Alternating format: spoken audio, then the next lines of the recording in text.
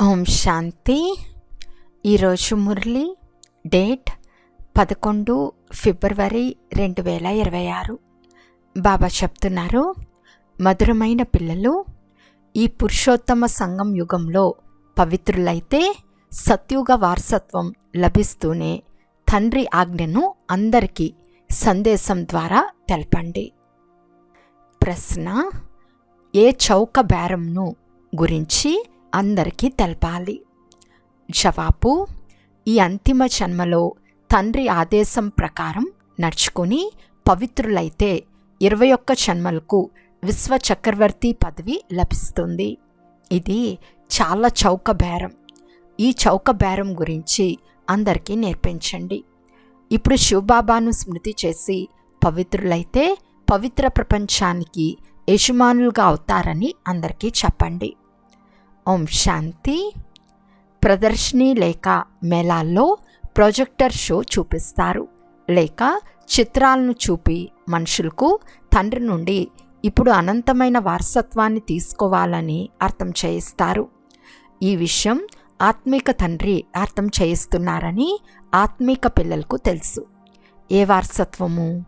మనుషుల నుండి దేవతలుగా అయ్యే వారసత్వము, లేక అనంతమైన తండ్రి నుండి అర్ధకల్పానికి స్వర్గరాజ్యాన్ని ఎలా తీసుకోవాలో ఇప్పుడు అందరికీ అర్థం చేయించాలి. తండ్రి వ్యాపారి, వారితో ఇప్పుడు ఈ వ్యాపారం చేయాలి. దేవీ దేవతలు పవిత్రంగా ఉంటారని మనుషులకు తెలుసు. భారతదేశంలో సత్యుగం ఉన్నప్పుడు దేవీ దేవతలు పవిత్రంగా ఉండేవారు. స్వర్గంలోకి వచ్చేందుకు వారు ఏదో ఒక ప్రాప్తి పొంది ఉంటారు. స్వర్గస్థాపన చేయు తండ్రి తప్ప ఇతరులెవ్వరూ ఆ ప్రాప్తిని చేయించలేరు. పతిత పావనుడైన తండ్రియే పతితులను పావనంగా చేసి పావన ప్రపంచ రాజ్యాన్ని ఇస్తారు. ఈ వ్యాపారం ఎంత సహజంగా ఇస్తున్నారు. ఇది మీ అంతిమ జన్మ అని అంటారు. నేను ఇక్కడ ఉన్నంత వరకు పవిత్రంగా ఉండండి. పవిత్రంగా చేసేందుకే నేను వచ్చాను. మీరు ఈ అంతిమ జన్మలో పవిత్రంగా అయ్యేందుకు పురుషార్థం చేసి పావన ప్రపంచ వారసత్వాన్ని తీసుకుంటారు. ఇది చాలా చౌక బేరం. కావున పవిత్రంగా వండి. ఇది తండ్రి ఆజ్ఞ అని పిల్లలకు తెలపాలని తండ్రికి ఒక ఆలోచన కలిగింది. ఇది పవిత్రంగా తయారయ్యే పురుషోత్తమ సంగం యుగ సమయం. ఉత్తమ పురుషులు దేవతలు. లక్ష్మీనారాయణల రాజ్యం నడిచింది కదా. దేవతా ప్రపంచపు చక్రవర్తి పదవి మీకు తండ్రి ద్వారా వారసత్వంగా లభిస్తుంది. ఈ అంతిమ జన్మలో తండ్రి శ్రీమతంను అనుసరించి పవిత్రంగా అయితే పదవి లభిస్తుంది. యోగ బలం ద్వారా స్వయం తమోప్రధానం నుండి సతోప్రధానంగా చేసుకోవాలి అనే యుక్తిని కూడా బాబా తెలుపుతున్నారు. కళ్యాణం కొరకు పిల్లలు తప్పకుండా ఖర్చు చేయవలసి వస్తుంది. ఖర్చు లేకుండా రాజధాని ఎలా స్థాపన అవుతుంది? ఇప్పుడు లక్ష్మీనారాయణల రాజధాని స్థాపన అవుతూ ఉంది. పిల్లలు తప్పకుండా పవిత్రంగా అవ్వాలి. మనస వాచ కర్మన వ్యతిరేక కర్మలేవి చేయరాదు. దేవతలకు ఎప్పుడూ ఎలాంటి చెడు ఆలోచనలు కూడా రావు. నోటి నుండి అటువంటి మాటలు వెలువడవు. వారు సర్వగుణ సంపన్నులు, సంపూర్ణ నిర్వీకారులు, మర్యాద పురుషోత్తములు. ఎవరు తయారై వెళ్తారో వారి మహిమ గాయనం చేయబడుతుంది. ఇప్పుడు పిల్లలైన మిమ్మల్ని కూడా అదే దేవీ దేవతలుగా తయారు చేసేందుకే వచ్చాను. కావున మనసా వాచా కర్మన ఎలాంటి చెడు కర్మ చేరాదు. దేవతలు సంపూర్ణ నిర్వీకారులుగా ఉండేవారు. ఈ గుణాలు కూడా మీరు ఇప్పుడే ధారణ చేయగలరు. ఎందుకంటే ఈ మృత్యులోకంలో ఇది మీకు అంతిమ జన్మ. పతిత ప్రపంచాన్ని మృత్యులోకమని, పావన ప్రపంచాన్ని అమర్లోకమని అంటారు. ఇప్పుడు మృత్యులోక వినాశనము అతి సమీపంలో ఎదుట నిల్చుని ఉంది. అమర్పురము తప్పకుండా స్థాపన అవుతూ ఉంటుంది. ఇది అదే మహాభారత యుద్ధం. దీనిని గురించే శాస్త్రాల్లో రాశారు. ఈ యుద్ధం ద్వారా పాత వికారీ ప్రపంచం సమాప్తమవుతుంది. కానీ ఈ జ్ఞానం ఎవరిలోనూ లేదు. అందరూ అజ్ఞాన నిద్రలో నిద్రిస్తున్నారు. 5 వికారాల నశ ఉంటుంది అని తండ్రి అంటున్నారు. ఇప్పుడు పవిత్రంగా తయారవ్వండి అని తండ్రి అంటున్నారు. మాస్టర్ గాడ్గా అవుతారు కదా. లక్ష్మీనారాయణను గాడ్, గాడెస్ అని అంటారు. అనగా వారు గాడ్ ద్వారా వారసత్వాన్ని పొందుతారు. ఇప్పుడు భారతదేశం పతితంగా ఉంది. మనస, వాచ, కర్మన చేసే కర్తవ్యాలు కూడా అలాగే ఉంటాయి. ఏ విషయమైనా మొదట బుద్ధిలోకి వస్తుంది, తర్వాత నోటి నుండి వెలువడుతుంది. కర్మలను ఆచరించినందువలన అవి వికర్మలుగా అవుతాయి. అక్కడ ఎలాంటి వికర్మలు జరగవు, ఇక్కడ వికర్మలు జరుగుతాయి. ఎందుకంటే ఇది రావణ రాజ్యం. మిగిలిన జీవితాన్ని పవిత్రంగా గడపండి అని తండ్రి అంటున్నారు. పవిత్రంగా తయారై నాతో బుద్ధి యోగాన్ని జోడించాలి. ప్రతిజ్ఞ చేయండి. తద్వారా మీ జన్మాంతరాల పాపాలు భస్మైపోతాయి. అప్పుడే 21 జన్మలకు స్వర్గానికి యజమానులుగా అవుతారు. వీరి ద్వారా ఈ వారసత్వంనిస్తున్నాను అని తండ్రి తనంతటకు తానే ఆఫర్ చేస్తున్నారు. వారు శివబాబా, ఇతను దాదా. అందుకే ఎల్లప్పుడూ బాప్ దాదా అని అంటారు. శివబాబా మరియు బ్రహ్మదాత. తండ్రి ఎంత వ్యాపారం చేస్తారు? మృత్యులోక వినాశనం చాలా సమీపంగా ఉంది. అమర్లోకం స్థాపనవుతూ ఉంది. భారతీయుల కళ్యాణం జరగాలి అని ప్రదర్శనలు, మేళాలు జరుపుతూ ఉన్నారు. తండ్రి స్వయంగా వచ్చి భారతదేశాన్ని రామరాజ్యంగా తయారు చేస్తారు. రామరాజ్యంలో తప్పకుండా పవిత్రులే ఉంటారు. తండ్రి అంటున్నారు, పిల్లలు, కామం మహాశత్రువు. ఈ పంచవికారాలనే మాయా అని అంటారు. దీనిపై విషయం పొందితే మీరు జగజ్జీతులుగా అవుతారు. జగజ్జీతులు అనగా దేవీ దేవతలు. వారు తప్ప ఇతరులెవ్వరూ జగజ్జీతులుగా అవ్వలేరు. బాబా అర్థం చేయిస్తున్నారు. క్రైస్తవులు పరస్పరం అందరూ ఒకటైతే ఈ సృష్టి అంతటి అధికారాన్ని తీసుకోగలరు. కానీ చట్టం అలా లేదు. ఈ బాంబులు పాత ప్రపంచం సమాప్తమయ్యేందుకే తయారు చేయబడ్డాయి. కల్పకల్పం ఈ విధంగా నూతన ప్రపంచం నుండి పాత ప్రపంచంగా, మళ్ళీ పాత ప్రపంచం నుండి కొత్తదిగా అవుతూనే ఉంటుంది. నూతన ప్రపంచంలో ఈశ్వర్య రాజ్యం ఉంటుంది. దానిని రామరాజ్యం అని అంటారు. ఈశ్వరుడు ఎవరో తెలియనందున రామా రామా అని జపిస్తూ ఉంటారు. పిల్లలైన మీలో ఈ విషయాలు ధారణ అవ్వాలి. మనము 84 జన్మల్లో సతోప్రధానం నుండి తమోప్రధానులు అయ్యాము. ఇప్పుడు మళ్ళీ సతోప్రధానంగా తప్పకుండా అవ్వాలి. శివబాబా ఆదేశం. ఇప్పుడు ఆదేశంను అనుసరిస్తే 21 జన్మలు పవిత్ర ప్రపంచంలో ఉన్నత పదవి పొందుతారు. ఇప్పుడు పురుషార్థం చేయండి, చేయకపోండి. స్మృతిలో ఉండి ఇతరులకు దారి చూపండి, చూపకపోండి. ప్రదర్శనల ద్వారా పిల్లలు చాలామందికి దారి చూపిస్తున్నారు. స్వకల్యాణం కూడా చేసుకోవాలి. చాలా గొప్ప చౌక బేరం. కేవలం ఈ అంతిమ జన్మలో పవిత్రంగా ఉండటం వలన, శివబాబా స్మృతిలో ఉండటం వలన మీరు తమో ప్రధానం నుండి సతో ప్రధానంగా అవుతారు. ఇది ఎంత మంచి చౌక బేరం. జీవితమే పూర్తిగా పరివర్తన అయిపోతుంది. ఇలా ఆలోచించాలి. ఇటువంటి సంకల్పాలు చేయాలి. బాబా వద్దకు సమాచారం వస్తుంది. రాఖీ కట్టేందుకు వెళ్ళినప్పుడు ఈ తమోప్రధాన ప్రపంచంలో పవిత్రంగా ఉండటం అసంభవం అని కొంతమంది అంటారు. పాపం, ఇది సంగం యుగం అని వారికి తెలియదు. తండ్రే పవిత్రంగా తయారు చేస్తారు. వీరికి సహాయం చేయువారు పరంపిత పరమాత్మ. ఇక్కడ లభించు లాభం చాలా గొప్పదని వారికి తెలియదు. పవిత్రంగా అవ్వటం వలన పవిత్ర ప్రపంచానికి యజమానులుగా అవుతారు. తండ్రి అంటున్నారు, ఈ మాయా అనే పంచవికారాలపై విజయం పొందుట వలన మీరు జగజ్జీతులుగా అవుతారు. కావున మనం ఎందుకు పవిత్రంగా అవ్వము? ఇది ఫస్ట్ క్లాస్ వ్యాపారము. తండ్రి అంటున్నారు, కామం మహాశత్రువు. దీనిపై విజయం పొందటం ద్వారా మీరు పవిత్రంగా అవుతారు. మాయను చేయిస్తే జగత్తును చేయిస్తారు. ఇది యోగబలంతో మాయను జయించే విషయము. పరంపిత పరమాత్మయే వచ్చి ఆత్మలకు అర్థం చేస్తున్నారు. నన్ను స్మృతి చేస్తే మలినాలు వదిలిపోతాయి. మీరు సతోప్రధాన ప్రపంచానికి యజమానులుగా అవుతారు. ఈ సంగం యుగంలో తండ్రి వారసత్వంను ఇస్తారు. అందరికంటే ఉత్తమ పురుషులు ఈ లక్ష్మీనారాయణులు. వారిని మర్యాద పురుషోత్తమ, దేవీ దేవతా ధర్మానికి చెందిన వారని అంటారు. చాలా మంచి రీతిగా అర్థం చేయించబడుతుంది. కానీ అప్పుడప్పుడు ఈ పాయింట్లు మర్చిపోతున్నారు. తర్వాత గుర్తుకు వస్తుంది. ఉపన్యసించినప్పుడు ఫలానా పాయింట్లు తెలపలేదు అని గుర్తుకు వస్తుంది. తెలపాల్సిన పాయింట్లు చాలా ఉన్నాయి. ఈ విధంగా జరుగుతూ ఉంటుంది.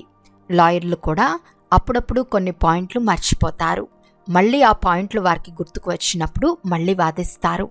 డాక్టర్ల విషయంలో కూడా అప్పుడప్పుడు ఇలా జరుగుతుంది.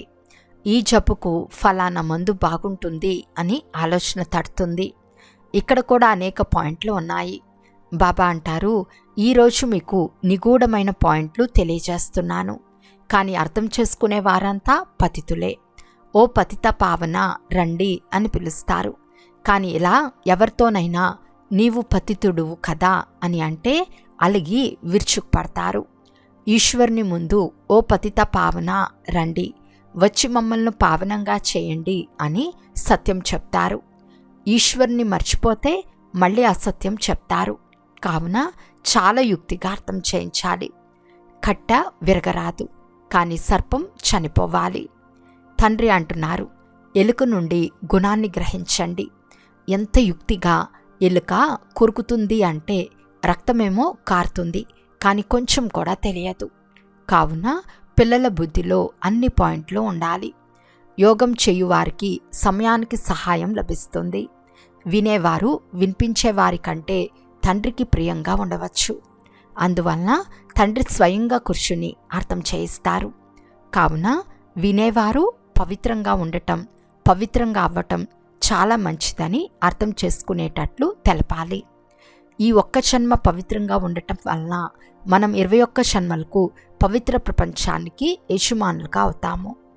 భగవాను వాచ, ఈ అంతిమ జన్మలో పవిత్రంగా అయితే డ్రామా ప్లాన్ అనుసారం మీరు 21 జన్మలకు వారసత్వాన్ని పొందగలరు అని నేను గ్యారంటీ ఇస్తాను. మనము కల్పకల్పం వారసత్వం పొందుతూ ఉంటాము.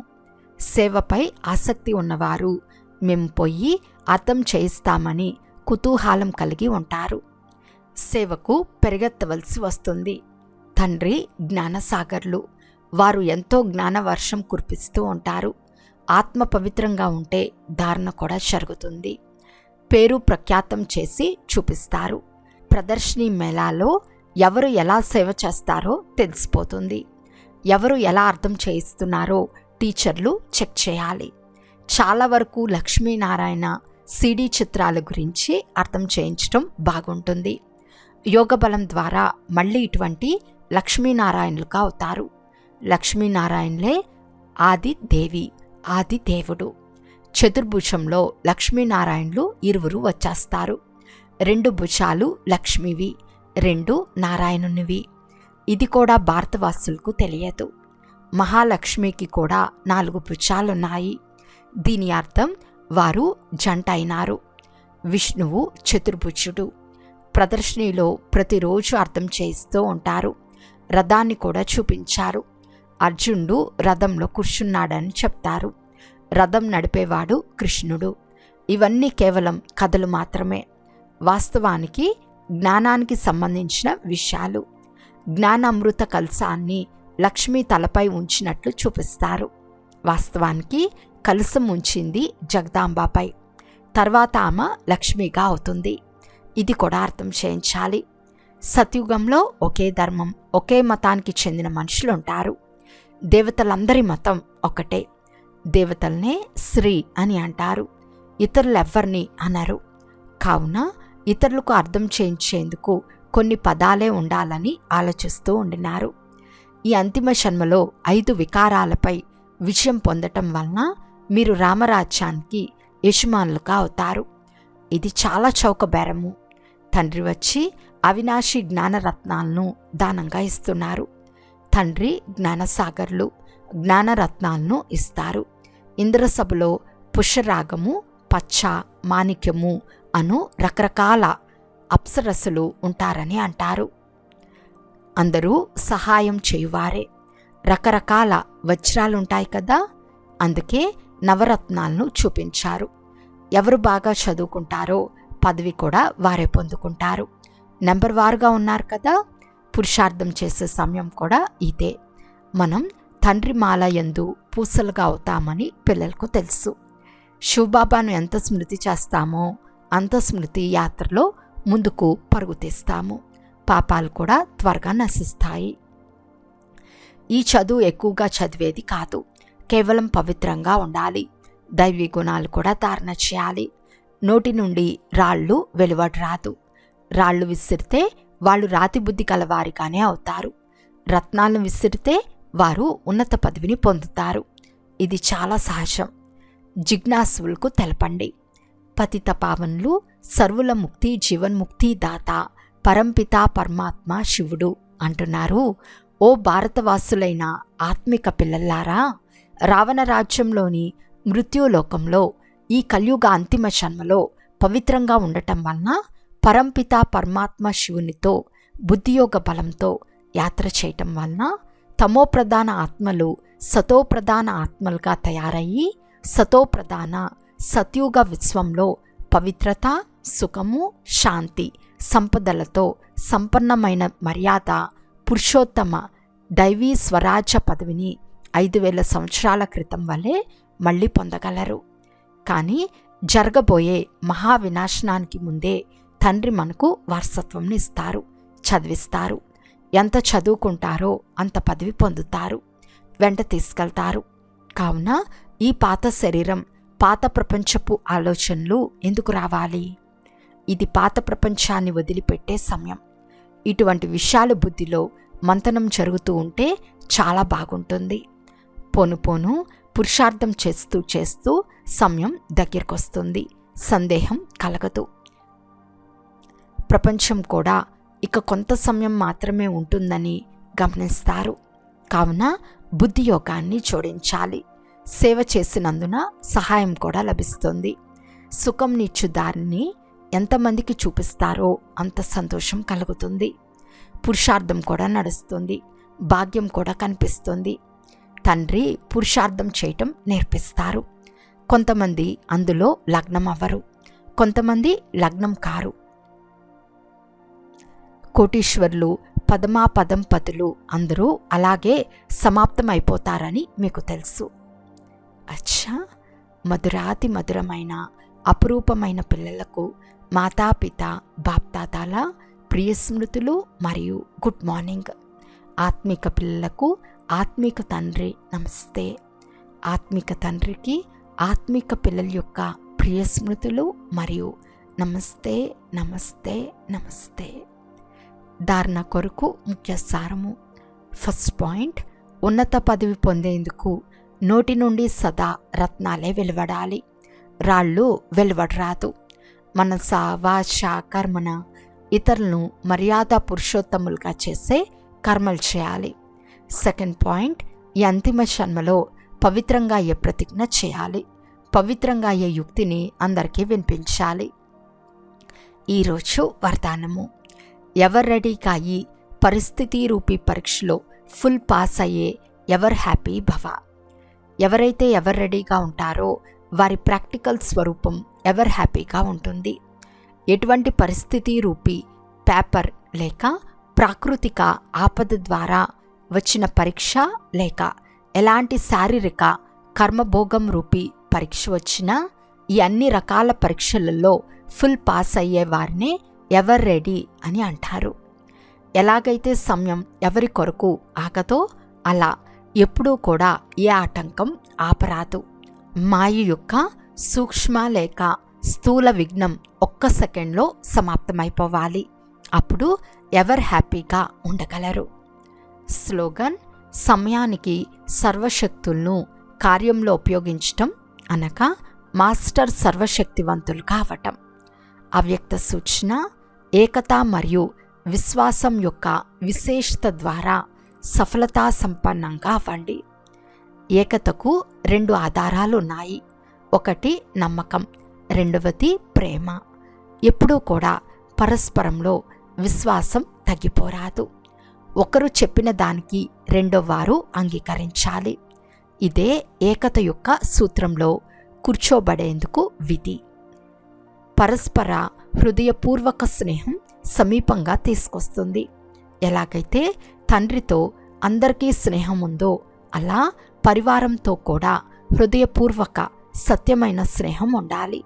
అందుకు స్వమానంలో ఉండి అందరికీ గౌరవం ఇవ్వండి. అచ్చా. ఓం శాంతి.